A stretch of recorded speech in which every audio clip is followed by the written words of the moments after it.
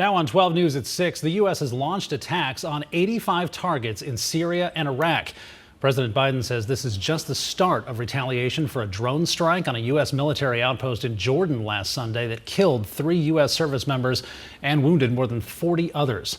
Thanks for joining us on 12 News at 6. I'm William Pitts. That drone attack also injured 3 members of the Arizona National Guard.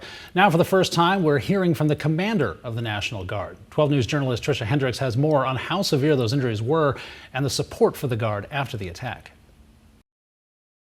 I don't know any other word except for humility and pride to sit there and talk to them. At the Papago Park Military Reservation, Major General Kerry Muehlenbeck, Arizona National Guard Adjutant General, sheds new light on the impact the drone attack at Tower 22 in Jordan had on January 28th. There were 40 identified wounded, 3 were killed in action. None of the 3 that were killed in action belonged to the Arizona National Guard. Of the 40 that were wounded, the bulk of those were Arizona National Guardsmen. And of the bulk that were wounded, the majority of those have since returned to duty. Major General Muehlenbeck says that while most of those injured had cuts and bruises, they had to medically evacuate 3 of their soldiers.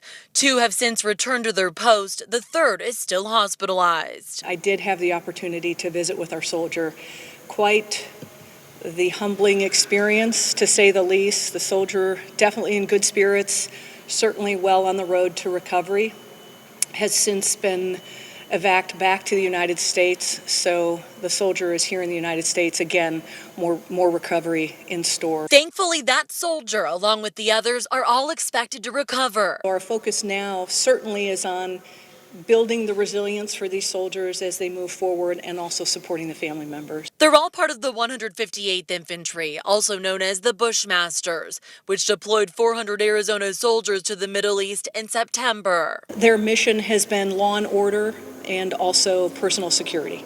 Back here at home, there's an immense amount of gratitude for the soldiers. Thank you, and I would say I am extremely proud of them. From what I understand, by all accounts, even talking to the wounded soldier, this soldier was even impressed with her comrades and how, when tragedy struck, every individual on the ground were acting in conformity with their training. And I think, frankly, we would expect no less from our guardsmen, that they responded well, that they have come together to take care of the injured, and that they are continuing to come together. In Phoenix, Tricia Hendricks, 12 News. And Major General Muehlenbeck says they're proud of the families and the family support for the Guardsmen that are still serving in that area.